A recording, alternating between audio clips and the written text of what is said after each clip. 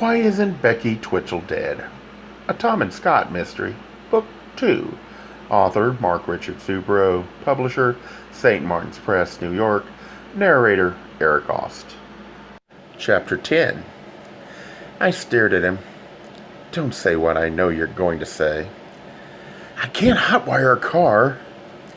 I told you not to say that. I glared at him. You're supposed to be the butch macho mechanic in dirty overhauls in this relationship. You told me you could fix anything. I can, but I can't hotwire cars. I was a good little kid. I never did that stuff. I could put a new engine in for you. Not tonight. I stared out the window. I knew we wouldn't be running or walking to safety. Besides, our not heavy winter outerwear, our tracks, would make it easy for them to follow us in the snow. Even if the highways remained open, I doubted if anybody'd be on the road if we tried it cross-country through the woods, and even if they didn't follow us and if we managed to walk in a direct line to help, we'd never make it. The woods probably extended only a mile or so, but in this kind of storm, keeping aware of direction could be extremely difficult. It would be far more likely that we die hopelessly lost in the middle of a snow-drenched expanse of nowhere. Between gusts of wind, I could barely make out all the buildings through the windshield. We sat 20 feet beyond the barn, on the far side of the house. The immense barn stretched behind and to the left of us. Ahead and slightly to the right was the farmhouse. Today, it blazed with light that penetrated even through the storm. A lone bulb shone from the barn. Scott grabbed my arm. "Someone's coming!" He pointed toward the house. A hunched-over figure hurried toward us. Through the storm, we ducked down. "Grab him if he opens the door," I whispered. Moments passed. A car door slammed. An engine revved and tires complained as they tried to grip the way through the drifts. The sounds of the other car moved away. We eased back up. The wind roared and nobody moved outside. Suddenly, Scott opened his door. Snow and wind rammed into the compartment. He rushed to the other vehicles. He opened doors on each one and searched inside. He leaped back into the Range Rover and slammed the door. "No keys," he said. "Shit!" I gave him a narrow look. Snow melted in his hair, and the blue of his eyes and shadows on his face shone starkly, emphasizing his ruggedly handsome looks. "I don't like that cop car being here," I said. He leaned against the door, arms clutched around his chest, attempting to keep warm. "Maybe they're investigating and could save us." That was too much to hope for. I thought, the snow lay deep on the cop car. It had been there for hours. They probably owned the local cops. I would if I had an operation like this. "We could use the cops' radio to call the state police," Scott said. "If we're in range. Besides, where would we wait for them to rescue us? Sooner or later, they'll discover we're gone. It could take hours or days for them to rescue us in this weather. Plus, they could be in on the drug operation." I gazed into the deepening snow. Suddenly, I grinned. "The keys are in the house, right?" "Probably. So all we need to do is get inside and get the keys, right?" "Right." He paused. "How do we do that?" I blew on my hands. "We create a diversion." "Right, a diversion. How?" "We burned the barn down." The cold has gotten to your brain. It's old, it's wooden. They've reinforced it, but I bet it would go easily. What if the guys with the keys all run to the barn with the keys in their pockets?" "I don't know. I think my scheme is worth a try. I'm open to other suggestions." He looked at the barn, the house, the other cars, the swirling snow, and to me. Our breath began to steam up the inside of the windows. "Isn't the barn their factory? Probably the storehouse? If we burn it, won't that ruin all the evidence?" Scott asked. "Do you think I care about that? If we can get away? Maybe the guy who left will come back. We can jump him and get his keys." "Maybe. He'll never come back," I said. "We could freeze waiting for him if we do burn it, but then they catch us. We at least know we cost them a bundle." Scott squinted out the window. "The main door to the barn is closer than the door they took us to. We'll try that first," I said. "What if it's locked?" "Why should they lock up? They're the bad guys, probably mob connected. Nobody robs them. Besides, this is rural Illinois, home of the pristine good guys. Nobody locks up. Well, they should, Scott said. We rushed to the barn door. I glanced through a filthy window set in weather-scarred wood. No lights shone here. We pushed gently at the sliding door. It wouldn't budge. Push hard, I commanded. The door squeaked horribly, but the wind tossed the noise away.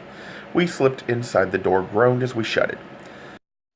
They could oil the damn thing, Scott said. I shivered in the coolness of the barn. It'd never be a sauna, but the warmth felt fantastic after the bitter outdoors. I let my eyes adjust to the dimness. Bales of hay towered to the ceiling 2 stories above us. 3 desks, 2 filing cabinets, and 4 swivel chairs sat off to our left in a mini office arrangement. A path led between the bales. We followed it. The barn had to be over 150 feet long, but the bales of hay ended halfway. A solid wall, obviously of new vintage, greeted us. We inched along it until we came to a door. We peered through the glass into a workroom that must have covered a large portion of the rest of the barn. We clicked open the connecting door and inched inside. Computers sat next to piles of brown plastic envelopes. In the middle of one table sat a gym bag. I checked inside. Mechanics' clothes along with clear plastic bags with white powder set inside. I read Eric's name on a crumpled ID tag attached to the side with string. If I was inclined to doubt George and Becky, I now had visual confirmation. No time to be pissed off about that. On the far side of the room, Scott opened a plastic bag. This is black tar, he said. I raised an eyebrow. The League and its anti-drug program made us sit through these classes 2 hours every day for a week during spring training last year. This is black tar, a high-grade form of Mexican heroin, worth $5,000 an ounce. I gave a low whistle. Explain the rest later, I whispered. I glanced around. I could see across to where the door I'd looked through minutes before led out. It was set at such an angle, however, that the rest of the room hadn't been visible to me then. We returned to the front portion of the barn. The hay should do nicely for a fire, I said. It almost didn't, however. Neither of us had a match. I feel incompetent, Scott said. We ransacked the desk drawers. Doesn't anybody smoke anymore? I complained. Finally, back in the workroom, I found matches in the kitchen drawer and hurried back to the front. In the 10-foot space between bales and doors, we prepared 2 heaps of loose hay, one on each side of the tunnel. Because of his arm, Scott worked slower than I. That's enough, I said. I wish we had a convenient can of kerosene. I guess we can't have everything. You done over there? He stood with the last bits of straw in his right hand, staring fixedly at where he'd been working. He pointed. I joined him, an open box set in the middle of the bundle. I cleared away many more of the hay. The word brooms, printed in dark black letters, stared back at me. We gaped at the arsenal in front of us. Oddest damn brooms, I said. We pulled straw off 3 more coverings. I opened them. Warfare filled the boxes. Handguns, assault rifles, machine guns. Other labels read lamps, plates, glasses. We tried a couple more boxes, all guns and ammunition. From one of the open boxes, I grabbed a machine gun and handed it to Scott. I seized ammunition and passed some to him. This is going to make a large bang when it goes up, I said, as I took a machine gun for myself. Tom, Scott said.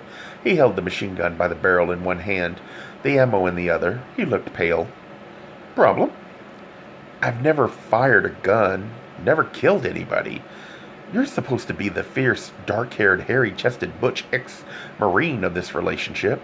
I took the gun and slammed ammunition into it and gave it back. I pointed to the trigger. Press here. The bullets come out of this end. Be sure to point that end at bad guys. He gulped, nodded. I hadn't shot a gun in nearly 20 years, but I was ready if somebody started shooting at me. I gave Scott what assurances I could. We set up a trail of hay to give us time to get out before the fire got to the ammunition. I didn't know how long it would take to catch, but I didn't want to risk an explosion while we were near. I didn't know how many bales contained guns, and I didn't want to take any chances. We opened the main door a crack. The wind blew out our fuse to hell, and gone.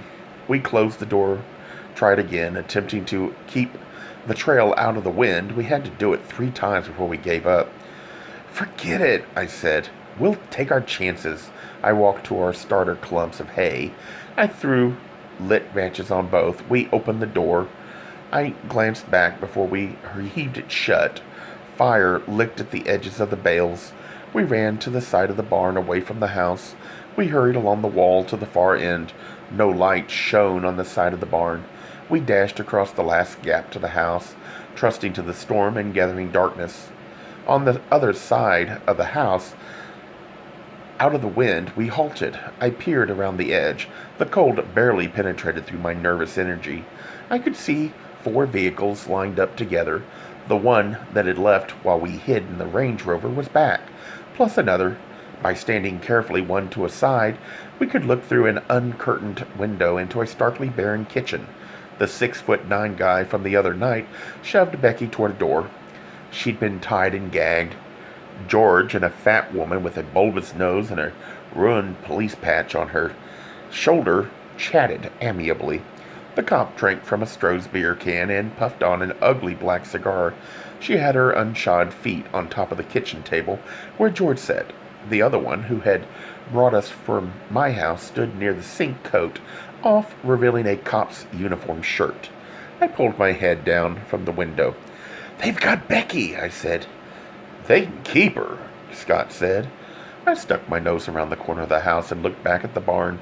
Suddenly I saw Pete hurrying across the open space from the barn. At first I thought he'd discovered the fire. Looking at the aged structure, however, I could see no signs yet. He entered the house through the window, and despite the wind, I heard angry recriminations. Scott said, "They've discovered we're missing."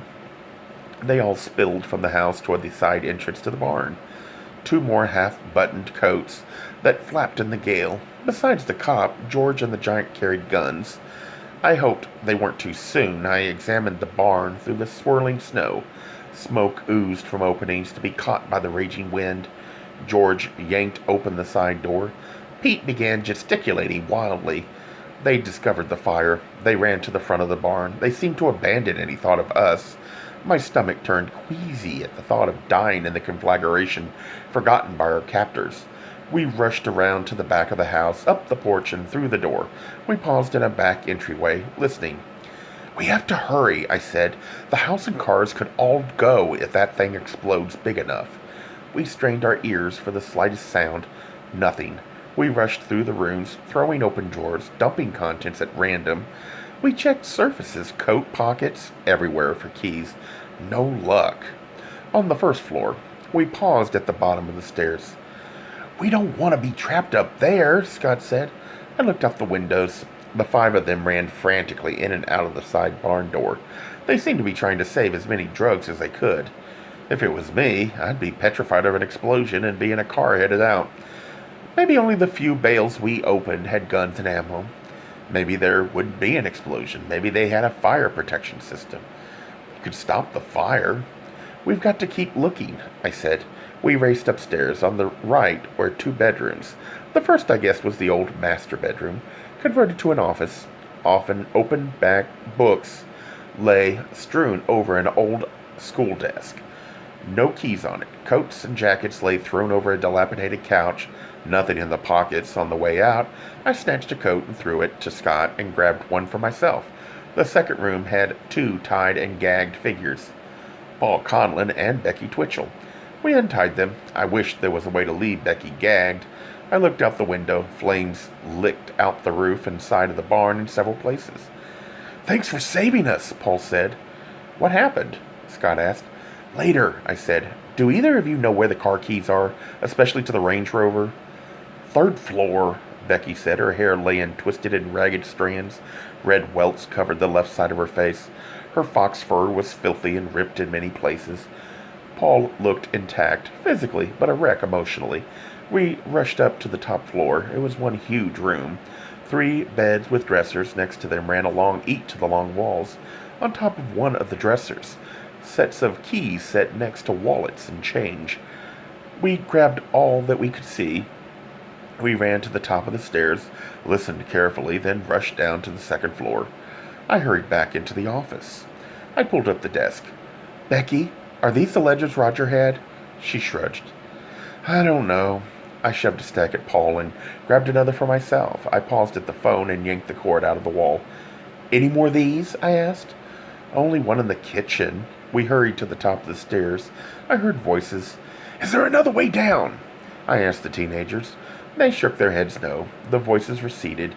We ran on tiptoe down the stairs. Out front, Pete, George, and the cop backed away from the barn. We turned to the rear of the house and the kitchen.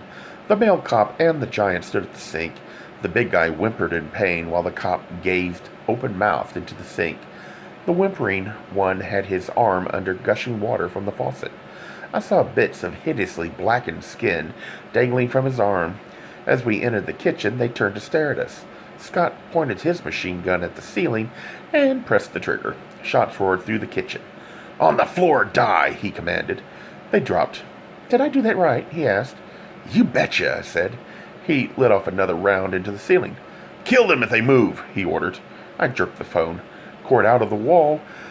We all herded out the back door. I hoped, as Scott did, that his commands would hold them for a few moments. We ran toward the cars behind us. I heard shouts. I glanced back. The gunfire had alerted the others that something wasn't right. George, followed by Pete and the cop, hurried in our direction. Gunshots whistled overhead. Scott and I turned and fired rapid bursts. No one fell, but they moved more cautiously, slogging and stumbling through the snow, added to our frustration and haste. However, if it hampered us, it also slowed them. I didn't want to get trapped into a shootout. We were on their terrain, and who knew what other firepower they might have hidden in other caches around the farm. We reached the cars, encumbered by the ledgers. Paul and I ran several steps behind the others. Scott swung into the driver's seat. I scrambled into the passenger side. "Can you drive with your arm?" I asked. "Yes." His cold hands fumbled with the keys. "The barn's going to go any second," I said. "I'm hurrying," Scott said. The kids sat in the back. The three closed in wearily. I kept the door open, half in the car, machine gun ready to repel any charge. The first set of keys Scott tried didn't work. They come closer. Several small explosions came from the barn. He tried the second set. The car started. I leapt in and slammed the door. Scott swung the wheel, and snow and stones spun from the tires as we plowed toward the driveway. The window next to me shattered. I felt glass bite into my cheek, and blood oozed from the side of my face. "You're hit!" Becky screamed. Scott swung the wheel crazily. "I'm all right. Drive! Get us the hell out of here!" At the end of the gravel drive, 5 minutes later, Scott swung a fast left behind us. No one followed. In front, snow swirled in the headlights. As we entered the highway, a tremendous explosion tore through the early evening. Bright flame blossomed in the sky behind us. "I hope that caught the other cars," I said. "Or that we have all the sets of keys," Scott said. I doubted this. At least a cop would have her keys. Too bad we didn't have time to disable the other cars. "Are you all right, Tom?" Scott asked. I held a handkerchief to my face. They'd have to dig some glass out of my scalp, but the bullet had missed. We rigged up an old blanket from the back to keep the wind outside at bay. I told Scott I'd live. "How far to town?" he asked. I thought back. "A few miles this way," I said. Becky said, "It only has 3 cops, but they're all bought and paid for. We can't risk going back. If they even get one car out, they'll be close behind.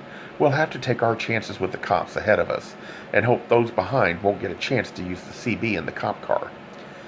If we make it to the interstate, we should be safe," I said.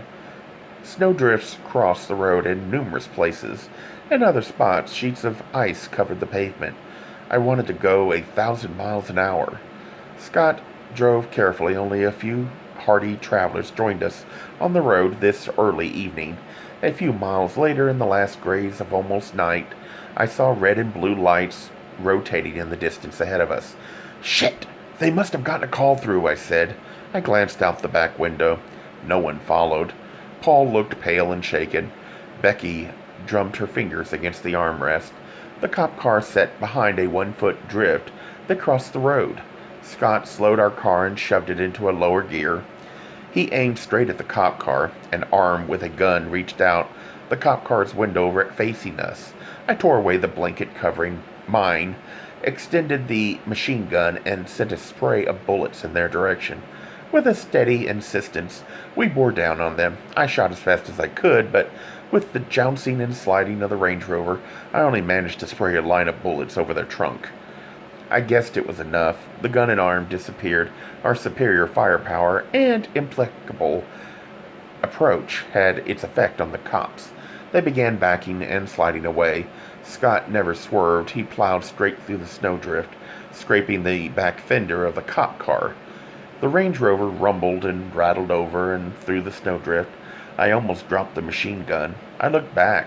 The cop car spun its wheels a moment, then took off after us. "What if they call other cops?" Scott asked. "They won't. Calling would be to our advantage." "They need us dead," I answered. Scott sped faster. "They're catching up," I said. Scott nodded. "Everybody hold on." I took a last look back. Maybe 30 feet separated us. I grabbed hold of the seat and the dashboard and planted my feet on the floor. We hit a long patch of ice just at the far edge. Scott jammed on the brakes. We swerved. Scott released the brake, fought the wheel, turning into the skid. Left, right, the wheel spun crazily. Then I felt the tires catch. We sped on into the evening. Out the rear window, the cop car twirled to the edge of the road, onto the shoulder, then did a graceful flip onto its roof, into a drive 5 feet below. We sped on. The radio carried some good news. The blizzard was to miss Chicago and blanket southeastern Wisconsin. We'd be in the backlash of wind-drifted snow. But they promised less than an inch of new precipitation. Small drifts slowed us as we raced north. We passed no one on the road in either direction. Usually we drove around drifts, sometimes over and through them. The car was a good one, and Scott drove well. The side of my face hurt. Now that we'd eluded the cops, I asked Paul and Becky how they'd run afoul of George and the crowd. They had done it separately, neither knowing the other was present. Paul had driven out earlier. He'd confronted George with the killing of Roger.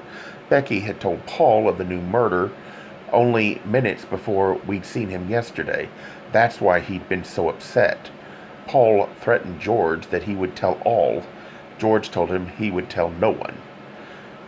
Becky, meanwhile, had opened her mouth once too often. George had waited outside the room when he heard her talking to us. When he disciplined her, she tried a half-baked blackmail scheme. Now that she knew he headed the drug operation, George hadn't been all that fond of Becky in general. He'd laughed at her and had her tied up and thrown in with Paul. As we drove, Paul blurted out bits and bursts of information about the drug network at school. He seemed anxious to get his version of the truth off his chest. Becky seemed to be calculating the benefits of coming clean. We found a lone gas station at the Ottawa entrance to Interstate 80. It was open. Scott and I kept our machine guns with us. I didn't trust Becky, and maybe not Paul. The cops might have been okay enough to call ahead. Who knew who was in on what? The guy on duty saw us being to open the cash register and started handing us money. "We only want to use the phone," I said. "Forget the payphone. Use mine." He handed it over the counter. I saw a soft drink cooler, a deli for sandwiches and salads, a counter for candy bars and newspapers. Country and western music twanged softly in the background. The place had a comfortable warmth. The cashier raised his eyebrows when I asked the operator for the number of the River's Edge police station. They found Frank. He said not to worry. He'd get cops we could trust out here. The guy at the counter insisted we didn't have to pay when we ordered sandwiches. I left him at 20 on the counter. Scott finally got his chance to use the John.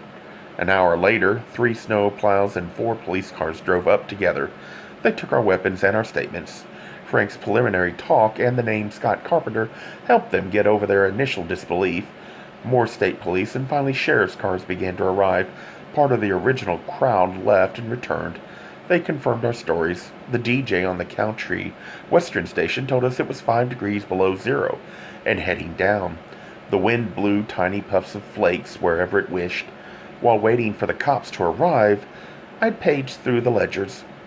I removed the one for the river's edge that mentioned most of the people connected with Susan's murder. I wanted to use this as leverage to get the information from them. Tempering with evidence, I knew, but I left them volumes enough to convict anybody they rounded up. From what I could catch in my hasty inspection, far more people than I originally imagined were involved in pushing drugs at school. A doctor cleaned up my skin early that evening. He said I didn't need stitches and doubted whether I'd have any scars. As the weather cleared, the press drifted in.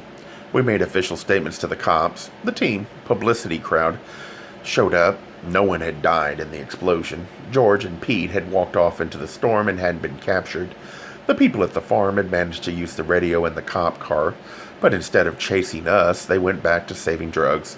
So when the explosion came, it went up in flames with the other vehicles. The state cops found the local cops, and the giant huddled around the house's smoldering embers. It had caught when the barn blew. They had taken the three to the county jail, with Becky and Paul giving evidence, and with the information on the ledgers, most of the story came out. Around 7, Carolyn Blackburn and Oliver Sandgrace showed up. Carolyn gave us smiles and congratulations. Sandgrace presented us with frowns and apologies. The two of them thanked us profusely for uncovering the whole scheme. We were heroes. How nice. I had the most incriminating ledger for River's Edge hidden, however. At 8, we got out of there. In the back of the cop car that returned us home, I spoke softly. We're going to the basketball game tonight. For what? I only want to sleep for a week. We need to catch a murderer tonight, I said. We arrived at my place at 9 p.m. and at school by 9:15. First, we stopped at the gym. Lights blazed over crammed bleachers. The sophomore game was in the last quarter. The varsity game would start at 9:30. Faculty, students, and parents jammed the hallways around the gym. The heat of 3,000 bodies bundled for winter emanated from this part of the school. We stood in the entrance, taking in the scene. The kids on the court, their outsized uniforms bagging over skinny bodies, called and yelled to one another. The home crowd made happy and pleased noises. Our team left by 15 points. Scott and I turned our backs on the lights in happiness. I saw Eric and the Conlins. I'd called Jeff and his mom from the gas station. They sat near the doors. Most of those we wanted to see had arrived. We trudged down darkened hallways and up silent stairs. The cool of winter seeped closer as we moved further from the gym. I had the ledger tucked safely under my overcoat, a copy of the incriminating pages, freshly minted in my electronic library, had been committed to the U.S. mail as we drove to school. Carolyn Blackburn stood in the school office. Dim emergency lights pushed long shadows into silent corners. We talked in the semi-darkness. Back at the interstate, I'd asked for this meeting. Now I explained the details of what I intended to do. I trust you, she said. She agreed to my plan. I handed Carolyn a list. I need to see these people separately. Could you telephone anybody whom we haven't seen already downstairs and get them to come over? And would you call them up here one at a time in this order? She glanced at the list.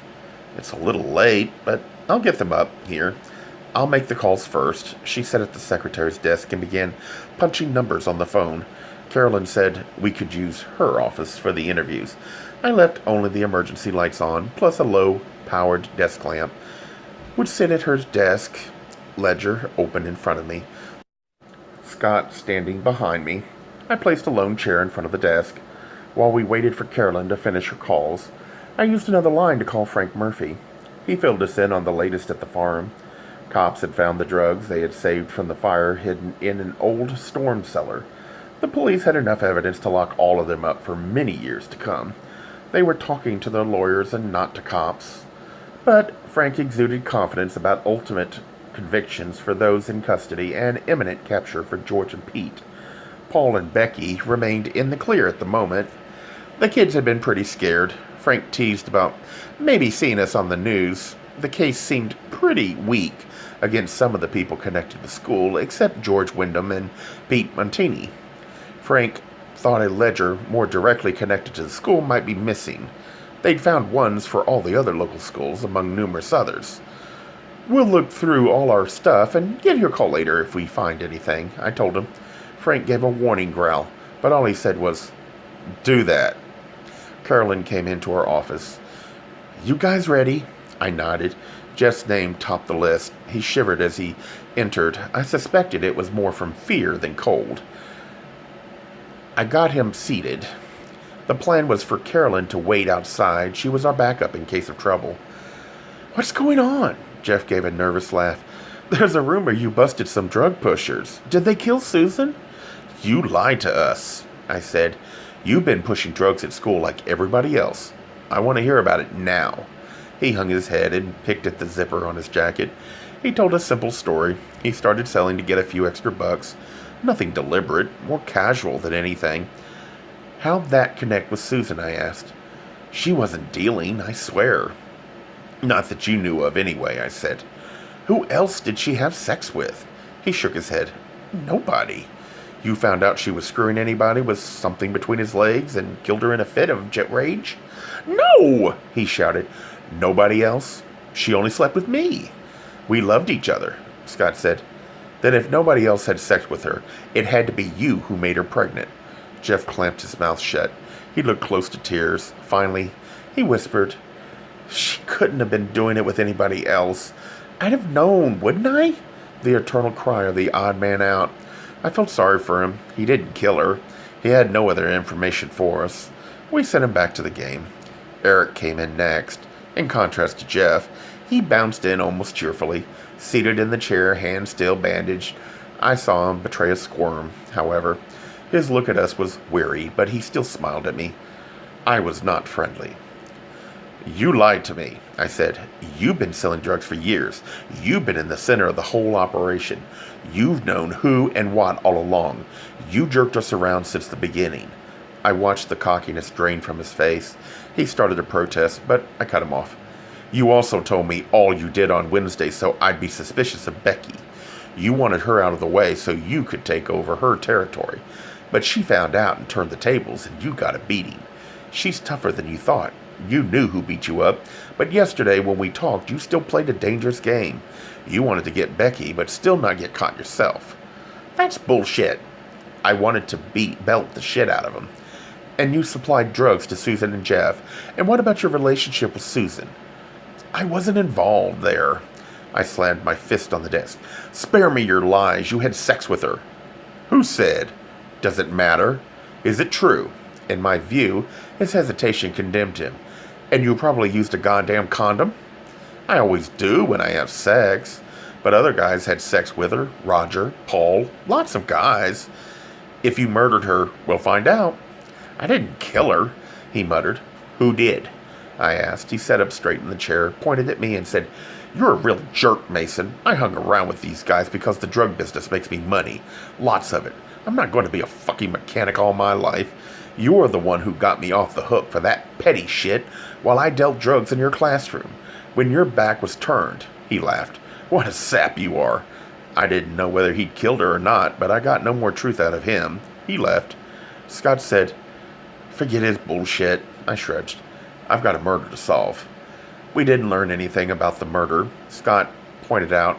Mr. and Mrs. Conlon entered next. Mrs. Conlon marched up to the desk, yelling and pointing her finger at me accusingly. She demanded a lawyer even before we said anything. "Oh, shut up, Sylvia," Mr. Conlon said. "They aren't cops. We'll answer their questions. We've done nothing illegal unless protecting our son is a crime."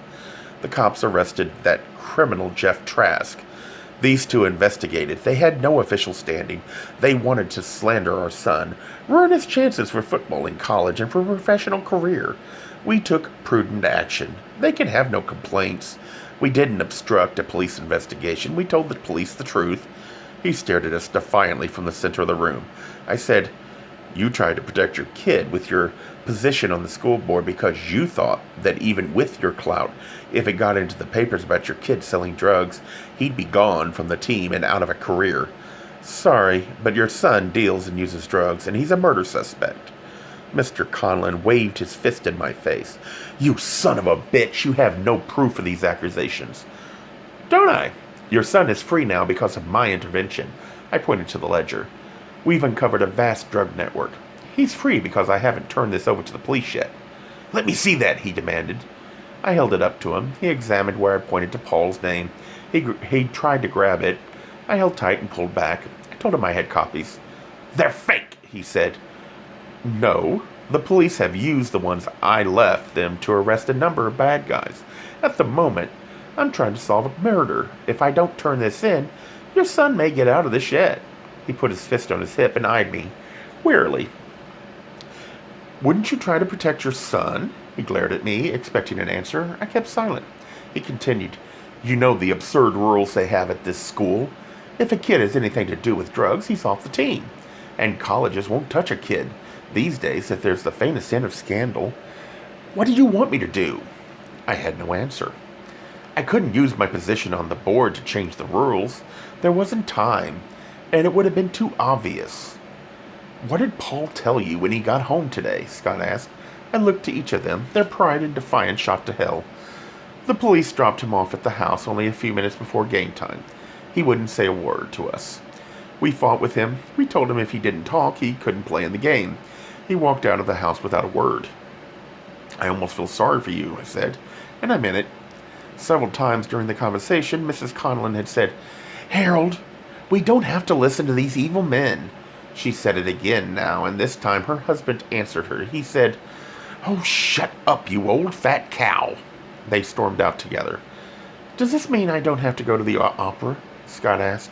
He and I spoke a little as Carolyn left to summon each new person. He held his hurt arm gingerly. I asked him about it. He claimed it didn't hurt. When I thought about it, I could feel my hand and shoulders ache occasionally.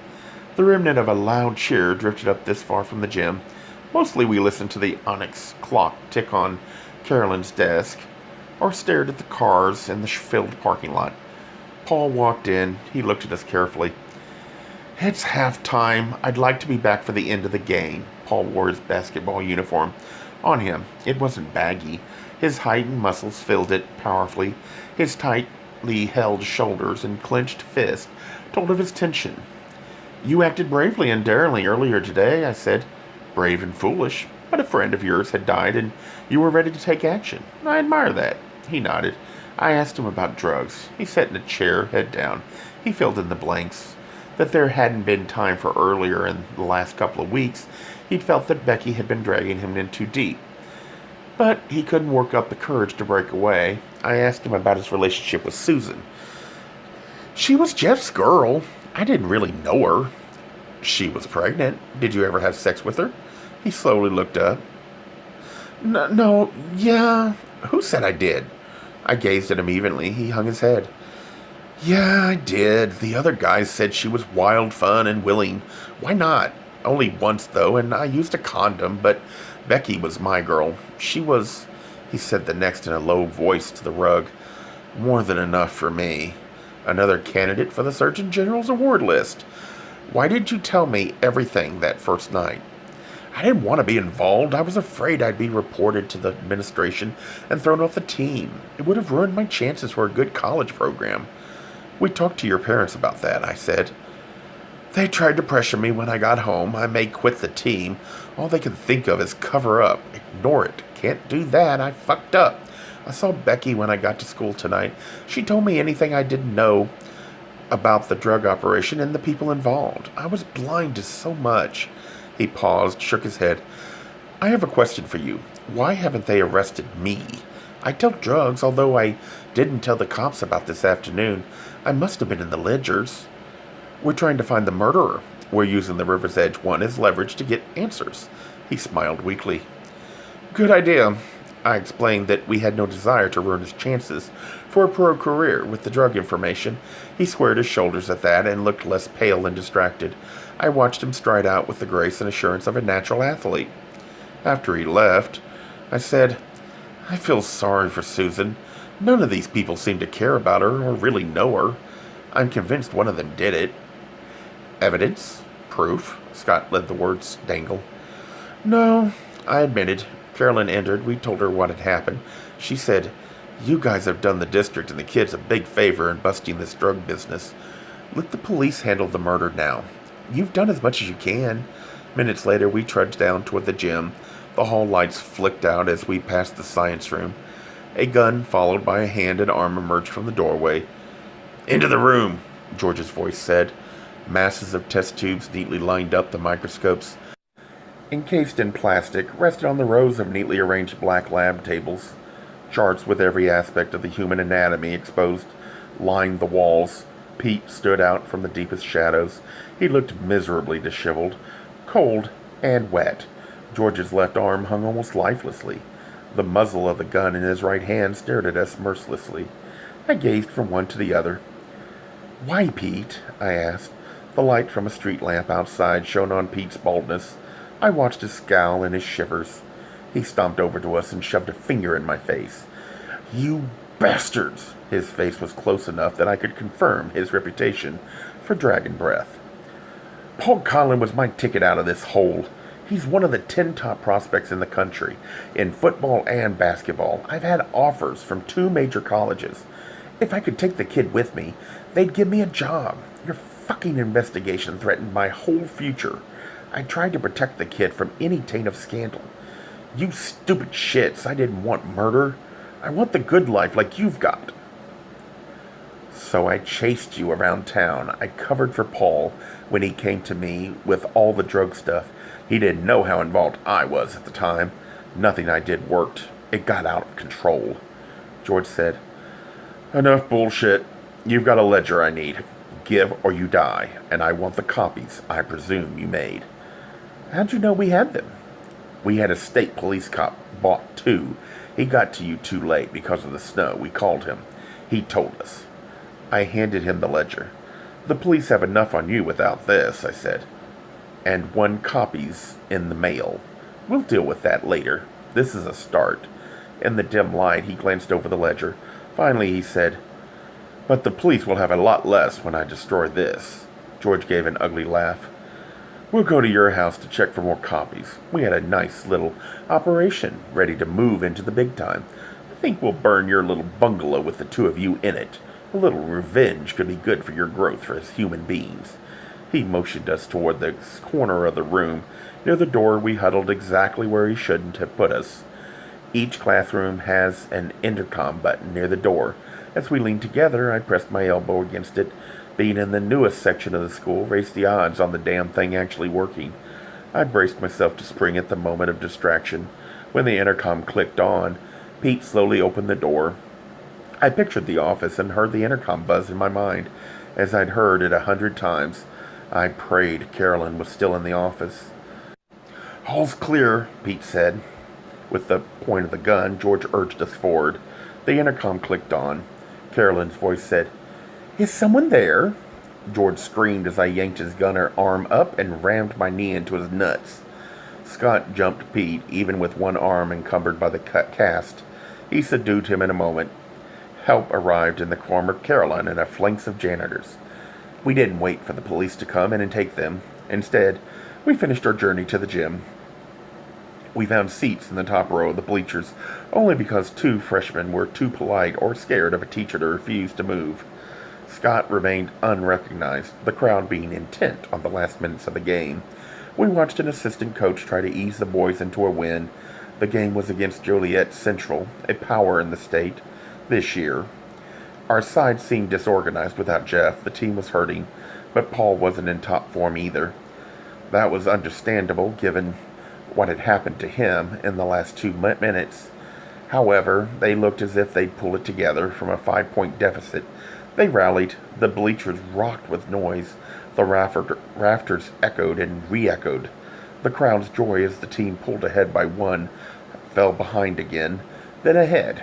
The place was all noise, people and light. However, in the last half-minute, the team fell apart. First, one of our guys traveled. Then Paul muffed an easy inbounds pass. Then another teammate threw the ball into the arms of an opponent. We lost by a bucket. I sat with chin cupped in hand, watching the chastened crowd exit. As the last fans trickled out, Becky entered the gym, saw us, and climbed up. As she ascended, the bleachers echoed with the stomps of her feet. "I'm going to hate you forever," she announced loudly from the step below us. "We saved your life," Scott said. "Who cares? They didn't arrest me." "That's because I kept the ledger that implicates you. I intend to show it to the police." She started screaming. I wish I'd killed you Tuesday night. Paul wrenched the wheel out of my hand at the last second. The bastard saved you. Now all he cares about is saving his precious career, she snorted. Poor innocent Paul. Wise old Becky had to fill him in on the way the world really works. She lowered her voice to almost normal. He broke up with me tonight. It's your fault. She threw a deep breath. I bet even with that ledger they won't do anything to me. Fuck you. You're bluffing. Are you really that stupid? I asked. Scott stood up. His deep voice rumbled. Leave before I throw you through the basketball hoop from here. She hesitated a second, recognized the genuine menace in his voice, and retreated. We got a few more choice obscenities shouted at us before she blasted out the doors.